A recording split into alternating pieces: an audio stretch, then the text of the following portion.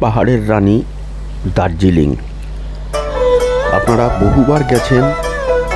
এত সুন্দর অপূর্ব tea garden, monastery এবং বাতাসিয়া লুপ, টয় ট্রেন এবং ভারতবর্ষের সুউচ্চ পর্বতের উপরে ঘুম রেল স্টেশন, এগুলো দেখে আপনারা মোহিত হয়ে গেছেন।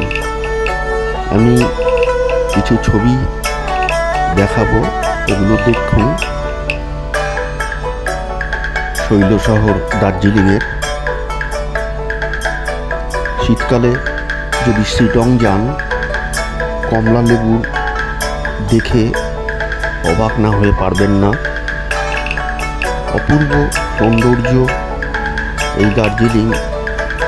হোমস্টে 1000 থেকে 1400 টাকার মধ্যে জনপ্রতি খাওয়া দাওয়া থাকা সহ নেয় এবং এই হোমস্টের আতিথেয়তা অকল্পনীয়। এবং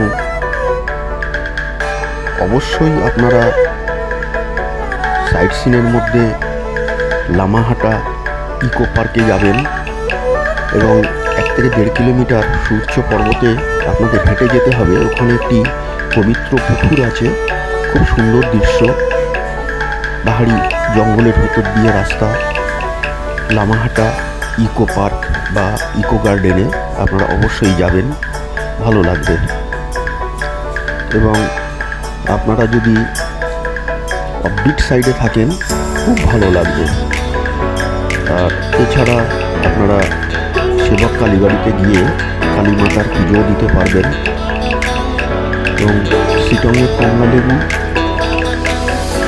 আপনারা ওখানে স্বাদ আস্বাদন করতে পারবেন। প্রচুর কমলা লেবু আপনারা দেখতে পাবেন নভেম্বর-ডিসেম্বর মাসে গেলে শিলংয়ে। এবং শিলং থেকে আমরা যখন বিচ সাইডে যাচ্ছিলাম, উঠে দেখলাম ময়ূর ঘোরাঘুরি করছে। খুব সুন্দর এই প্রাকৃতিক দৃশ্য, আপনারা ছবি তুলে ভিডিও করে শেষ করতে পারবেন না। এছাড়া এখানে প্যারাগ্লাইডিংও হয়। প্যারাগ্লাইডিং পাখির চোখে আপনারা দার্জিলিংয়ের কিছু অংশ দেখে নিতে পারবেন। খুব সুন্দর এই প্যারাগ্লাইডিং, সঙ্গে লোক থাকে, খুব ভালো লাগবে। আপনারা পাহাড়ের রানী দার্জিলিংকে যত দেখবেন আপনারা শেষ করতে পারবেন না। আপনারা সবসময় চেষ্টা করবেন দার্জিলিংয়ের অফবিট সাইডে থাকার, দেখবেন খুব ভালো লাগবে। জনকোলাহল থেকে একটু দূরে লামাহাটা, শিলং, ধোত্রে, লেপচা জগৎ, কালীপুকুরি, আপনার আরও বহু অফবিট জায়গা আছে। খুব ভালো ভালো জায়গা থাকার হোমস্টে আছে। তাদের আতিথেয়তা এবং তাদের ব্যবহার আপনি ভুলতে পারবেন না। ধন্যবাদ। আমার চ্যানেলটিকে দয়া করে আপনারা সাবস্ক্রাইব করবেন, লাইক করবেন এবং শেয়ার করবেন। ধন্যবাদ।